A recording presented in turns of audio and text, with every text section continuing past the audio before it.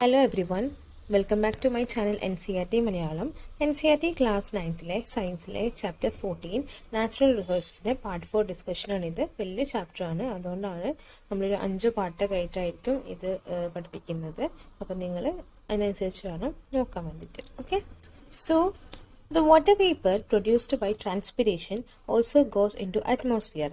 The process of respiration and evaporation from the surface of the animal body produces water vapor which goes into atmosphere. The evaporation and condensation of the water vapor leads to rain. During winter, the water falls down in the form of dew or snow. So നമ്മൾ പഠിച്ചു plants അതിൻ്റെ water loose ചെയ്യുന്നൊരു പ്രക്രിയ അല്ലെങ്കിൽ ആ ഒരു ഫിനോമിനയാണ് transpiration എന്ന് പറയുന്നത്. അപ്പോൾ നമുക്ക് എന്താണെന്ന് വെച്ചാൽ ഈ പറയുന്ന ട്രാൻസ്പിരേഷന് അറ്റ്മോസ്ഫിയറിലേക്ക് ഈ ട്രാൻസ്പിരേഷൻ വഴി വാട്ടർ വേപ്പർ പോകും. റെസ്പിറേഷനിലൂടെയും ഇവാപ്പറേഷനിലൂടെയും ഒക്കെ ആനിമൽ സർഫസിൽ നിന്ന് വാട്ടർ വേപ്പർ അറ്റ്മോസ്ഫിയറിലേക്ക് പോകുന്നുണ്ട്. ഇങ്ങനെ ഇവാപ്പറേറ്റ് ചെയ്ത വാട്ടറും അതുപോലെ അത് എന്ത് ചെയ്യുന്നത് വെച്ചാൽ കണ്ടൻസ് ചെയ്ത് കണ്ടാൽ എന്ത് ചെയ്യും, റെയിനിൻ്റെ ഫോമിൽ ഇങ്ങനെ പൊഴിയും. അതുപോലെ തന്നെ വിന്റർ സീസണിലാവട്ടെ ഈ വാട്ടർ എന്തിന്റെ ഫോമിലായിരിക്കും, സ്നോ അല്ലെങ്കിൽ ഡ്യൂ, മഞ്ഞിന്റെ ഫോമിലായിരിക്കും ഇത് താഴേക്ക് വീഴുന്നതെന്നാണ് പറയുന്നത്. All this water that falls on the land does not immediately flow back into the sea.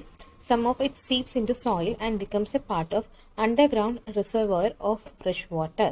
The underground water is again taken by plants and water cycle continues. So അപ്പോൾ എല്ലാ വെള്ളവും ഇങ്ങനെ evaporate ചെയ്ത് പോവുകയല്ലേ ചെയ്യുക. അപ്പം മഴ പെയ്തിട്ടാണെങ്കിലോ അല്ലെങ്കിൽ മഞ്ഞ് പെയ്തിട്ടൊക്കെ ആണെങ്കിലോ വെള്ളം എന്തെന്ന് വെച്ചാൽ കുറച്ചൊക്കെ സോയിലിലേക്ക് മണ്ണിലേക്ക് സീപ്പ് ചെയ്ത് പോകും, അങ്ങനെ ഉയർന്നു പോകും. അപ്പോൾ വെച്ചാൽ ഇങ്ങനെ താഴേക്ക് പോകും, സോയിൽ താഴേക്ക് പോകും. അപ്പോൾ അതെന്ന് പറയുമ്പോൾ അവസാനം ഗ്രൗണ്ട് വാട്ടറിൻ്റെ റിസർവോയറിൻ്റെ ഒരു പാത്തായിട്ട് മാറും എന്നാണ് പറയുന്നത്. ഈ അണ്ടർഗ്രൗണ്ട് വാട്ടർ എന്ത് ചെയ്യും, പിന്നെയും ഈ പ്ലാന്റ്സും അതുപോലെ നമ്മൾ ഈ വാട്ടർ സൈക്കിളിൽ ഈ ഇതിലൊക്കെ കൂടിയിട്ട് അത് പിന്നെയും എന്താവും റീപ്ലനിഷ് ചെയ്യുന്നതാണ് പറയുന്നത്. ഇനി ഓക്സിജൻ സൈക്കിൾ. ഓക്സിജൻ സൈക്കിൾ എന്ന് പറയുമ്പോൾ നമ്മുടെ അറ്റ്മോസ്ഫിയറിനകത്ത് ഓക്സിജൻ ഉണ്ടല്ലേ. എങ്ങനെയാണ് ഓക്സിജൻ കിട്ടുന്നത്, നമുക്ക് ഫോട്ടോസിന്തസിസ് വഴിയാണ് ഓക്സിജൻ അറ്റ്മോസ്ഫിയറിനകത്ത് നിന്ന് കിട്ടുന്നത്.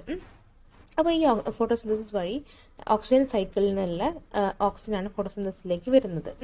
ഫോട്ടോസിന്തസിസ് എന്ന് പറയുമ്പോൾ എന്താണ്, ഓർഗാനിക് കോമ്പൗണ്ട്സ് ആയിട്ടുള്ള C6H12O6 ഉണ്ടാവുന്നതാണ് അല്ലേ, ഗ്ലൂക്കോസ് ഉണ്ടാവുന്നതാണ്. അതെന്ത് ചെയ്യുന്ന വെച്ചാൽ റെസ്പയർ ചെയ്യാൻ വേണ്ടിയിട്ട് യൂസ് ചെയ്യും അല്ലേ. ഗ്ലൂക്കോസ് എല്ലാം നമുക്ക് റെസ്പയർ ചെയ്യാൻ വേണ്ടി യൂസ് ചെയ്യും. റെസ്പയർ ചെയ്യുന്ന സമയത്ത് എന്ത് ചെയ്യും, CO2 റിലീസ് ചെയ്യും. ഈ CO2 എഗെയിൻ ഫോട്ടോസിന്തസിസിലേക്ക് യൂസ് ചെയ്യും. അതുപോലെ തന്നെ റെസ്പിറേഷൻ സമയത്ത് നമുക്ക് എന്ത് ചെയ്യാം, വാട്ടർ വേപ്പറും അതുപോലെ CO2 ആയിരിക്കും എക്സ്ചേഞ്ച് ചെയ്യുക, അല്ലെങ്കിൽ H2 ആയിരിക്കും എക്സ്ചേഞ്ച് ചെയ്യുക. ഈ H2 എന്ത് ചെയ്യും, ബ്രേക്ക് ഡൗൺ ചെയ്തിട്ട് പിന്നെ ഓക്സിജൻ സൈക്കിളിൽ പോകും. അത് പിന്നെ ഫോട്ടോസിന്തസിസിലേക്ക് ഉപയോഗിക്കും. ഇതൊരു എന്താണ്, ഒരു സൈക്കിളാണ്. അപ്പോൾ അറ്റ്മോസ്ഫിയറിക് ഓക്സിജന് എങ്ങനെ കിട്ടുന്നത്, ഫോട്ടോസിന്തസിസ് വഴി കിട്ടുന്നു. ആ ഓക്സിജൻ എന്ത് ചെയ്യും, റെസ്പിറേഷൻ യൂസ് ചെയ്യുന്നു. അതുപോലെ തന്നെ നമ്മൾ ഉപയോഗിക്കുന്ന ഫോട്ടോസിന്തസിസ് വഴി കിട്ടുന്ന ഓർഗാനിക് കോമ്പൗണ്ട്സ് റെസ്പിറേഷനിൽ യൂട്ടിലൈസ് ചെയ്യുന്നുണ്ട്. ഈ റെസ്പിറേഷനിൽ നമുക്ക് CO2 അതുപോലെ H2 ആണ് റിലീസ് ചെയ്യുക. CO2 അഗെയിൻ ഫോട്ടോസിന്തസിസിലേക്ക് യൂസ് ചെയ്യും. H2 ആവട്ടെ ഓക്സിജൻ സൈക്കിളിൽ പോയിട്ട് അത് അവസാനം ഫോട്ടോസിന്തസിസിലേക്കായിരിക്കും എത്തുക. അപ്പോൾ ദിസ് ഇസ് എന്താണ്, ഒരു സൈക്കിളാണ്. അപ്പോൾ ഇതൊരു ഓക്സിജൻ സൈക്കിളാണ്. Moving on to the next is the percentage of oxygen in the air is 21%. അപ്പോൾ എയറിനകത്ത് ഓക്സിജന് വെറും 21% മാത്രമേ ഉള്ളൂ. The cyclic process by which element produced is circulated continuously through the living and non-living components of the biosphere constitutes the oxygen cycle. അതായത് നമ്മുടെ oxygen എന്ന് പറയുന്ന എലമെന്റ് കണ്ടിന്യൂസ് ആയിട്ട് ലിവിങ്ങിൽ നിന്നും നോൺ ലിവിങ്ങിൽ നിന്നും ഇങ്ങനെ ഒരു സൈക്കിൾ പോലെ അല്ലെങ്കിൽ പ്രോസസ്സ് ചെയ്തുകൊണ്ടിരിക്കുകയാണ്. അതിനെ നമുക്ക് എന്ത് വിളിക്കാം, അതാണ് നമ്മുടെ ഓക്സിജൻ സൈക്കിൾ എന്ന് പറയുന്നത്. Human beings and animals take oxygen from the atmosphere during the process of respiration. അപ്പോൾ ഹ്യൂമൻ ബീങ്സും ബാക്കിയുള്ള ആനിമൽസും ഒക്കെ ഓക്സിജൻ അറ്റ്മോസ്ഫിയറിനകത്ത് നിന്ന് എടുക്കുന്നത് റെസ്പിറേഷൻ്റെ സമയത്താണ്. The decomposition of dead organisms also takes in oxygen from the atmosphere. അപ്പോൾ ഈ ഡെഡ് ഓർഗാനിസത്തിൻ്റെ ഡീകമ്പോസിഷനും എന്ത് ചെയ്യുന്നുണ്ട്, അതിലും ഓക്സിജൻ എന്ത് ചെയ്യുന്നുണ്ട്, എടുക്കുന്നുണ്ട്. അതിനും ഓക്സിജൻ വേണം. Respiration and decay of dead organisms release CO2 and water. അപ്പോൾ ഈ റെസ്പയർ ചെയ്യുന്ന സമയത്തും അതുപോലെ തന്നെ ഡീകേ ചെയ്യുന്ന സമയത്തും എന്താണ്, അറ്റ്മോസ്ഫിയറിലേക്ക് CO2 വാട്ടറുമാണ് റിലീസ് ചെയ്യുന്നത്.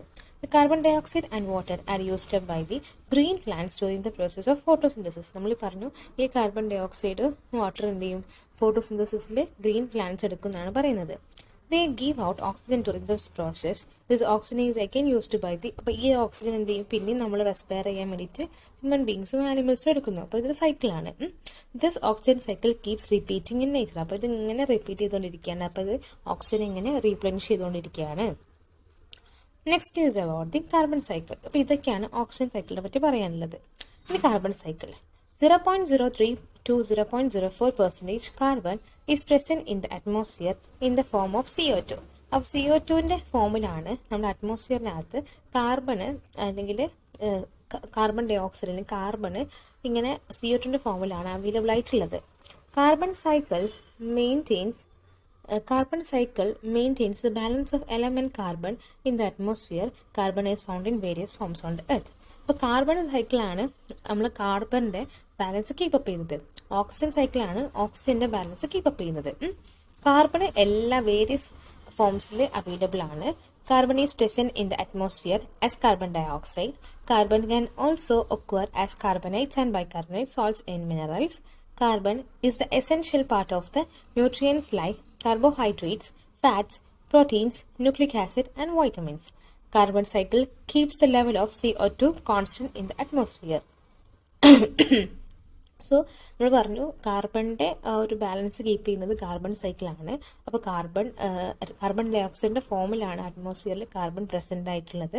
അതുപോലെ തന്നെ ചില ബൈകാർബണേറ്റ്സും കാർബണേറ്റ്സും ഒക്കെ മിനറൽസിലൊക്കെ കാണുന്നുണ്ട്. അതിലും എന്തുണ്ട് കാർബൺ ഉണ്ട്. കാർബോഹൈഡ്രേറ്റ്സിലും ഫാറ്റ്സിലും മിനറൽസിലും ന്യൂക്ലിക് ആസിഡിലൊക്കെ എന്തുണ്ട് കാർബൺ ഉണ്ട് എന്നാണ് പറയുന്നത്. അപ്പോൾ കാർബൺ ഡൈ ഓക്സൈഡ് എപ്പോഴും നമ്മുടെ അറ്റ്മോസ്ഫിയറിനകത്ത് എന്താണ് കോൺസ്റ്റൻ്റ് ആയിട്ട് നിൽക്കുന്നതാണ് പറയുന്നത്. So carbon cycle starts in plants as. അപ്പോൾ കാർബൺ സൈക്കിൾ എങ്ങനെയാണ് തുടങ്ങുകയെന്ന് വെച്ചാൽ step 1. Plants use carbon dioxide in the atmosphere, convert it into glucose in the presence of sunlight by the process of photosynthesis. Plants and animals break these carbohydrates of energy and release CO2 through respiration. So plants എന്ത് ചെയ്യുന്ന വെച്ചാൽ അറ്റ്മോസ്ഫിയറിനകത്തുള്ള carbon dye oxide utilise ചെയ്തിട്ട് അവരെന്ത് ചെയ്യും photosynthesis നടക്കും, food prepare ചെയ്യും.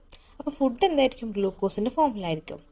അപ്പോൾ പ്ലാന്റ്സും ആനിമൽസും എന്ത് ചെയ്യും ഈ കാർബോഹൈഡ്രേറ്റ്സ് അവരുടെ എനർജിക്ക് വേണ്ടിയിട്ട് യൂട്ടിലൈസ് ചെയ്തിട്ട് CO2 എന്ത് ചെയ്യും റെസ്പിറേഷനിലൂടെ തിരിച്ച് അവർ റിലീസ് ചെയ്യും. അപ്പോൾ അതാണ് സ്റ്റെപ്പ് 1. സ്റ്റെപ്പ് 2 എന്ന് പറയുന്നത് when the plants and animals die, fungi and bacteria decompose the dead remains. This releases the carbon in the remains as carbon dioxide. അപ്പോൾ ഈ പ്ലാന്റ്സും ആനിമൽസും ഒക്കെ ചത്തുപോയി. അപ്പോൾ എന്ത് ചെയ്യും അവർ ഡീകമ്പോസ് ചെയ്യാൻ തുടങ്ങും, അല്ലെ ചീഞ്ഞളിയാൻ വേണ്ടി തുടങ്ങും. അപ്പം അവരെന്ത് ചെയ്യുന്ന വെച്ചാൽ കാർബൺ ഡൈ ഓക്സൈഡ് റിലീസ് ചെയ്യും. അപ്പോൾ അതിലും എന്തുണ്ട് കാർബൺ ഉണ്ട്. അതാണ് step 2. Step 3. Some of the dead plants and animals which get buried under the earth can under certain temperature and pressure gets transformed into fossil fuels like coal and petroleum. അപ്പോൾ ചില dead പ്ലാന്റ്സോ ആനിമൽസോ എന്ത് ചെയ്യുന്ന വെച്ചാൽ നമ്മുടെ ഭൂമിക്കടിയിൽ ഇങ്ങനെ കുഴിച്ചിട്ടൊരവസ്ഥയിലായിരിക്കും. അതായത് ഇങ്ങനെ ടെമ്പറേച്ചറും പ്രഷറും ഒക്കെ മാറുന്നതിനനുസരിച്ച് അതെന്ത് ചെയ്യും അതിനിങ്ങനെ ഒരുപാട് മാറ്റം വരും. അപ്പോൾ അതിനെയാണ് നമ്മൾ എന്ത് പറയുന്നത് ഫോസിൽ ഫ്യൂവൽസ് എന്ന് പറയുന്നത്. എക്സാമ്പിൾ ആയിട്ടുള്ളത് കോള് പെട്രോളിയം ഒക്കെയാണ്. അപ്പോൾ ഈ ഡെഡ് പ്ലാന്റ്സും ആനിമൽസും ബറീഡായി വരുന്നത് കൊണ്ടാണ് എന്തുണ്ടാവുന്നത് ഫോസിൽ ഫ്യൂവൽസ് ഉണ്ടാവുന്നത്. On burning these fuels, CO2 is released into atmosphere. So ഈ ഫോസിൽ ഫ്യൂൽസ് കത്തിക്കുമ്പോൾ എന്താണ്ടാവുക CO2 ആയിരിക്കും ഉണ്ടാവുക. എഗെയിൻ അറ്റ്മോസ്ഫിയറിനകത്ത് CO2 വന്നു.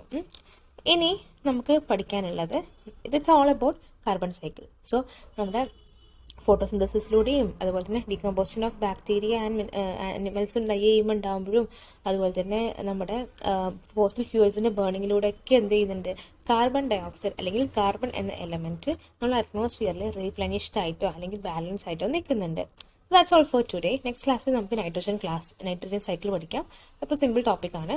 അപ്പോൾ അടുത്ത ഒരു പാർട്ടുകൾ കഴിഞ്ഞിട്ട് നമുക്ക് ഈ ഒരു ചാപ്റ്റർ സ്റ്റോപ്പ് ചെയ്യാം. അപ്പോൾ അടുത്ത ക്ലാസ്സിൽ കാണുന്നവരേക്കും thank you everyone and thank you so much.